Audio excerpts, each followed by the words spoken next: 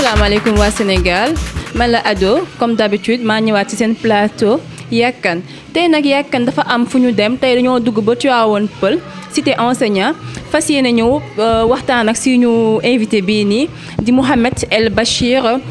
Tamba Aidara salaamaaleykum Mouhamed. waaleykum salaam wa rahmatullah madame. ñu ngi lay ziar bu wér tey nag ñu ngi déplacé wu ñëw ba fii nii seet si la ci sa lancement programme parce que dégg nañ ay jaloore ci yow yaa ngi def beaucoup de choses ci sa commune looloo tax ñu ne tey jii nii pourquoi pas ñu ñëw seet si Mouhamed El Bachir Tamba Aidara laaj ko kan mooy Mouhamed El Bachir. waaw donc Chérif Mouhamed El Bachir c'est un jeune chef d'entreprise qui dirige une société formelle, une société internationale d'affaires qui a employé beaucoup de jeunes Sénégalais et même aussi des adultes et qui les paye par mois et ce qui fait des aides sociales sur le plan national. ñoo ko déggandoo Mouhamed El Bachir moom moo def présentation am noonu lan moo tax lan moo la incité tey ba nga dugg ci lobbying politique bi Mouhamed. J'ai vu ici beaucoup d'injustices dans la commune et donc moi j'active aussi sur ce domaine. J'ai dit pourquoi pas de les aider, de les tirer dans la gouffre, surtout sur les démolitions arbitraires et la spéculation foncière. loolu moo ma gën a dugal parce que dañoo toj ay këru jàmbur fii yoo xam ne teguñu ko ci dëgg teguñu ko ci yoon loolu nag sama xol moo sot te ko man ci loolu laa yëngatu ci loolu laa jàng ma ne naa jóg taxaw leen loolu moo ma gën a dugal ci politique.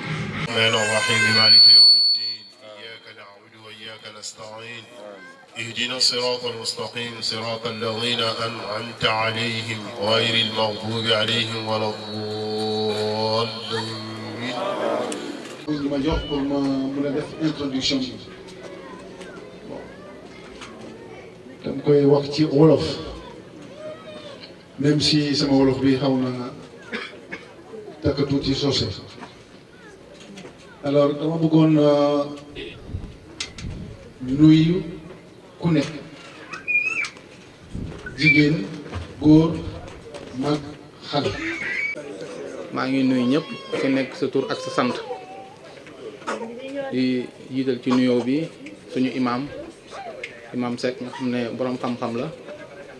nekk ci quartier bi di fi def di fi jouer rôle bu important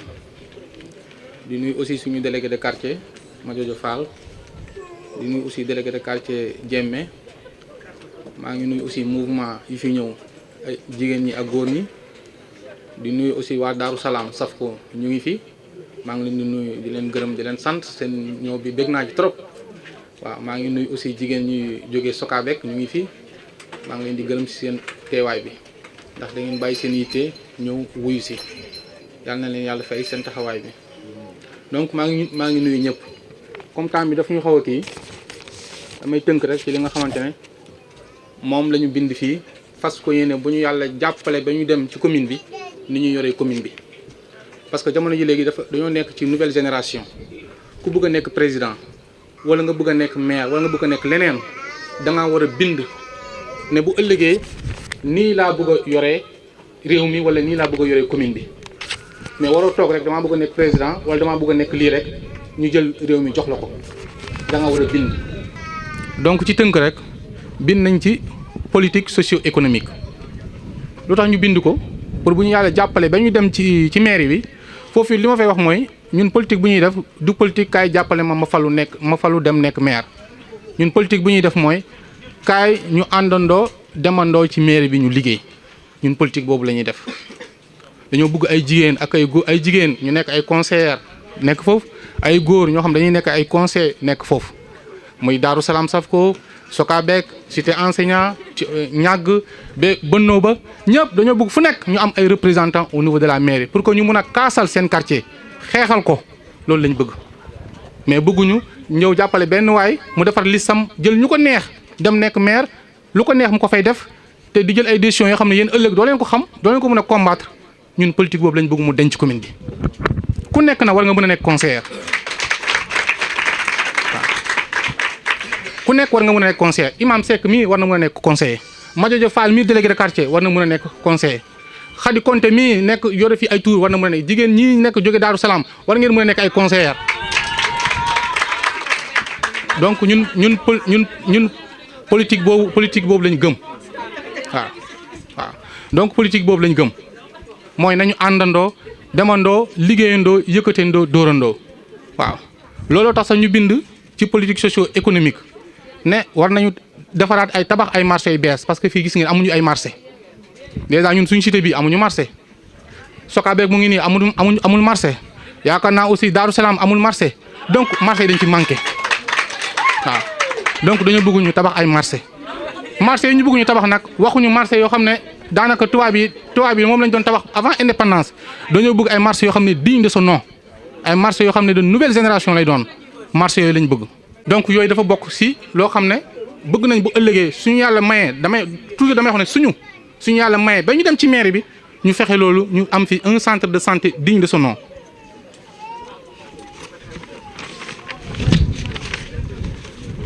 renforcer aussi le personnel et les équipements des postes de santé mus naa dem fii ci benn poste de santé du ma tudd tur bi ma fekk fa kilifa bi mu ne ma ñun fii personnel bi sax doyul parfois jigéen doy ñëw pour ñu rawle ko ñu ne ko sage-femme bi nekku fi parfois noonu la ñuy ñàkkee seen bakkan ndax manque de personnel manque de sage-femme ak manque de kii infirmière xam nga loolu ñaaw na waa ji dama ko déplorer benn poste de santé fii du bëgguma tudd turam même nee na courant sax parfois dañ koy couper ak ndox mi te loolu yëpp maire bi moo ko seetaan dañoo bëgg yooyu aussi mu jóge fi tabax ay maternité yu mel ni yu tubaab yi di tabax ay poste de santé yu mel ni tubaab yi di tabax parce que ñoom ni ñu jàngee am ay licence am ay maîtrise ñun noonu lañ jàngee suñu imam bi am na maîtrise suñu imam bi toog borom xam-xam la mu ngi nii maîtrise bi tubaab bi am moom la am kii doctorat yi tubaab bi am moom la am gënuñu ñu hôpital yi rafet yi ñu am ñun war nañ ko am ci amul doomu baadoole amul doomu kii ñun ñëpp a ci war a dugg kenn si ñun gënul kenn fii suñu commune bii mun nañ am sa xale boo xam ne war na fi mën a judd nekk président de la république pourquoi pas dañoo war a gëm suñu bopp.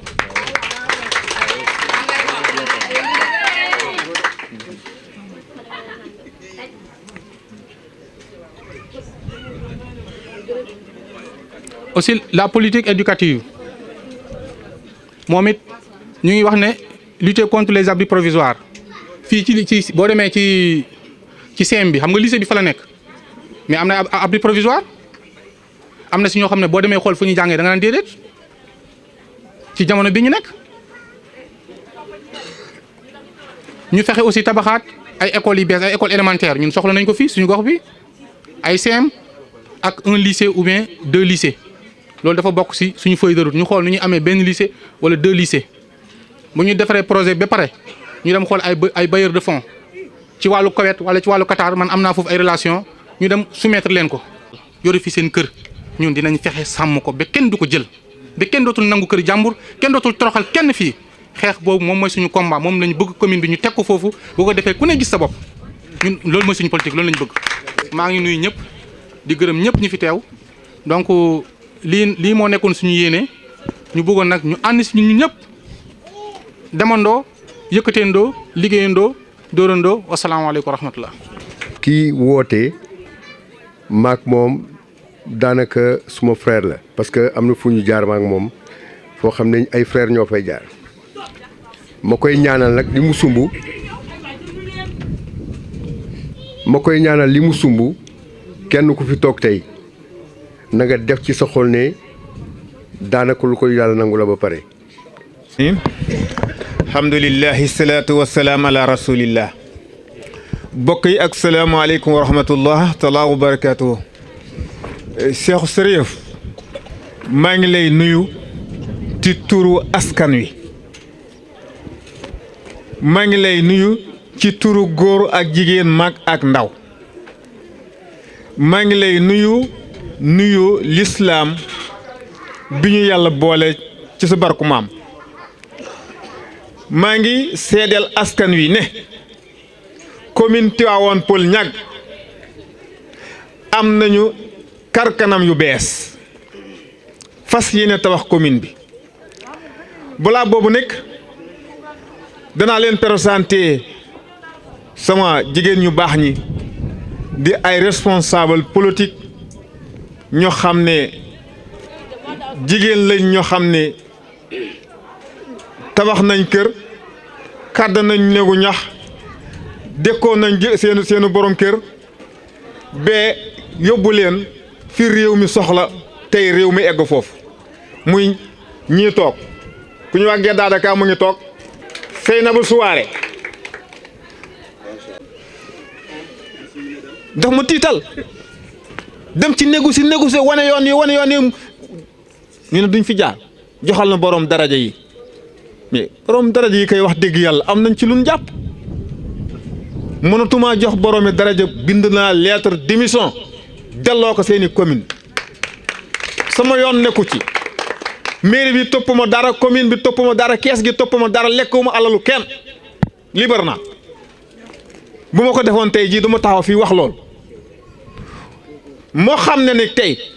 ñàgg Tivaouane Peulh ñàgg bu ñu bëggee tabax commune bu bees nan lañ koy tabaxee parti réew mi ñëwal APR ñëwal Diagne Fada ñëwal PDS ñëwal ASP ñëwal bu fi kenn gis parti na ñëpp gis commune bu fi kenn gis parti ñëpp nañ ànd nekk benn yëkkati ndoo tegandoo di ko siri faxe ànd leen bennoo gañe bennoo di tabax bennoo di dimbalante bennoo di demlante loolu mooy jotaay bii góor jigéen mag ak ndaw yaakaar naa li ma dégg fii tey Sirif yëkkati ko ci programme am jëme ci jigéen ñi jëme ci ndaw ñi jëme ci handicapé yi loolu donc munoon nanoo conduire ba ñu am yàlla ci sunu commune bii mu mel ne nin soxla tey recette yi fi nekk tey ci commune bi ku bëgg yor commune bi te doo jëm jëli recette yi da nga jaay suuf maa la wax loolu commune li ko yore mooy recette yi da nga koy jëli def ci kees gi jëli ay partenaire ñu jàpp ci ay projet am financement am loolu mooy doxal commune ku ko deful ku ne même mu ngi nii toog bu ëllëgee bu doonee maire bi tey bi boo ko deful dana jaay suuf. suñu délégué de quartier bi monsieur Fall ak délégué cité Agnès monsieur Diémé di nuyu suñu imam bi ak suñu borom kër yi fi teew di Chérif dala wax ne la kontaan naa parce que kontaan weesuwul li nga fi wax yëpp dégg nañ ko di la wax ne la nag borom kër kenn mënu koo gën a xam këram parce que moo yor këram yow fi nga nekk ak ñun xam nga lu ñu neex ak lu ñu fi naqari boobu ba tey yaa ngi wax problème mu toj bi boobu ba tey yaa ngi koy mbébét di ko wax c'est la deuxième fois ma déggaat nga wax ko ak problème mu yoon ak lépp di la wax ne la nag ñun jigéen ñi muy enseignant di Namora di Agnès ñi ngi sa ginnaaw tey ba ëllëg ci kàttanu yàlla suñu borom àndee dinañ la gunge ba teg la ci mairie ba te tamit bu boobaa yaakaar bi ñu am ci yow rek yàlla na la suñu borom jàppale ba yaakaar bañ a tas wasalaam. man suma tur c'est Kawsu Goudiaby maay président des Joola de Tivaouane Peulh maa ngi leen nuyu kenn ku nekk tur ak santam mbooloo mi yëpp seen tawaay bi rafet na seen kaddu bi yëpp kenn ku nekk lu mu wax dégg nañu ko Aïdara suñu mbokk la suñu lépp la léegi nag yéen fu ma bëgg a xaw a daana tuuti mooy yéen ngeen di wax seen gox bi yëpp mais Tivaouane Peulh tuddee ko loolu mooy problème bi tuuti mais garaawul wax bi moo demee noonu ñun woote bi day ñëw yu déglul cellule bi mu wax yëpp dégg nañu ko dañuy ñaan suñu borom bu soobee yàlla waxtu bi si jotee ñun yëpp ñu jóg yëkkandoor daanandoor ñun yëpp bu soobee yàlla rek dañuy jël maire bi. mbooloo mi bañ leen nuyoo sànq di leen dalal bëgguma woon a développé dañoo woon a bàyyi Chérif mu développé et je pense que ñun ñëpp déglu nañ thème bi moom la wax sa njëlbeen ma ni sunu gox bi mooy cité des enseignants d'abord li ñu manqué dafa bëri nee naa leen dañoo am cité bu bees boo leen xoolee macha allah gis ngeen poto yi courant bi dugg na waaye Chérif wax na ko léegi dañoo manqué voirie yi fii da ngay am difficulté pour nga dem ba jël 64 wala 81 ñi fi am oto dañuy gaare fële seen i oto donc ñun problème voirie dañ koo am problème mu eau donc c'est-à-dire que li ñu manqué bëri na ci gox bi. donc maa ngi nuyu ñëpp ñu fi teew tey di rafetlu jotaay bi ndax comme ni ko délégué waxee léegi nii yi presque ñu fi nekk yëpp ku nekk xalaat na ko waaye comme ni ko waxee il faut que mu am quelqu'un comme Chérif kuy oser donc démarrer donc le mouvement. damay fàttali sama bopp rek di fàttali mbooloo mi ni yonent bi sallallahu alayhi wa sallam yàlla daf ko waxoon ni fa bima rahmatin min allahi linta lahum walaw kunta faddan ghalida alqalbi lan faddu min hawlik wa'fu anhum wastaghfir lahum wa shawirhum fi al-amri fa iza azamta fatawakkal ala allah inna allaha yuhibbul mutawakkilin mu ne ko boo amoon béjjinu ginnaaw wala béjjinu kanam kon doo mën boot kenn du la mën a boot waaye man yàlla maa def ba amoo ko ba ñëpp ñeme la ba mën laa ñëw wax seen soxla mu ni ko nag jéggule leen yàlla waaye mbir mu am balaa nga cee def lenn nee na laaj leen seen xalaat mbir mii am lu ngeen ci xalaat nee na ñu wax la seen xalaat mu ne boo demee bay jëf nag fa tawakkal ala allah inna allaha yuhibbul mutawakkilin. lu ñun ñoo taamu woon jël waxtu wi kàddu gi ndax li olof di wax ne balaa nga ni naam ne fa comme dañu invité dañu bëggoon déglu mouvement bi lan lay teg ci suñu loxo su ko defee ñun tamit ñu mën na xam lan la ñuy wax su may présenté wu damay wax ne que man Moustapha Tall laa tudd maa ngi jiite provisoirement benn mouvement bu ñuy tuddee mouvement ànd liggéey suñu gox. man nag Chérif Ousmane Cissé bu Daaru Salaam moo ma yónni ci yow pour ma ñëw déglu si la ci mouvement bii nga woote moo tax ma ñëw fii tey ci xàcceendoo bi ak dóorandoo bi parce que tamit li ngeen di jooy yéen waa gox bi ñun waa gox boobu loolu la ñuy jooy ndax ñun jigéen ñi bëgg nañu marché bëgg nañu màttandike bëgg nañ tamit koo xamante ne nii foo xam ne dinañ fa dajaloo di fa def suñuy mouvement. bon salaamaaleykum mbooloo mi maa ngi nuyu ñu fi teew ñëpp bon fu may commencé mooy man Ousmane Sock laa tudd étudiant ci daara jukkaay bu nekk fii si Dakar bu ñu gën ko xam si université Cheikh Anta Diop. ñun ñi mer ñëpp amuñu ñu ci ëpp buñ dee téeméer 80 yi seen carte ci biti la ñuy voté ji loolu la ñuy njëkk a jëli ñun kon xamu leen ni kiñ bëgg a jàkkaar loolu di xeex ak moom faalee guñu ndax xam na ni ñun ñu ngi jëm ci moom te yoruñu arme bàyyi ngeen ko xel muy beneen bi mooy njiit yiñ fi am comme ay délégué de quartier moom géré na leen ci poosam du dem fenn day toog fa mu toog ku yëngal ci sa koñ mu woo délégué quartier bëgg a dëkkal ni ko ñooñu nañ noppi mu defi pexe ñooñu noppi yooyu ngeen bàyyi waale ko xel yii nag dama dégguma ko te ma xam ni mënuñu gañe mukk te réglé wuñ ko nañu sensibiliser nit ñi ñu jëli seen carte d'électeur mu ñëw fii ba pare ñi ñu jiite te jaaruñu yoon ci ruq bi bay ci say wewu tànk ci chef de quartier yi bu jaarul yoon ñu wàccee leen mbaa jeunes yi génn bàyyi chef de quartier yi jaar ci seen yoonu bopp xool ñi leen jiite ñu jiital leen wasalaamaaleykum wa rahmatulah. ba tey rek ñu ñëwaat ak Chérif Mouhamed El Bachir gis nañ fi ñu demoon li fa xew macha allah ñu ngi lay féliciter parce que yombul nga woote nit ñëw def déplacement ak dérangement ñëw teewal la parce que fii accès bi dafa difficile ñoo ko gisandoo ñun ba ñuy ñëw ci sareet la ñuy yéeg ba borom sareet bi personnellement nee nañu fii dafa jafe ak ñëw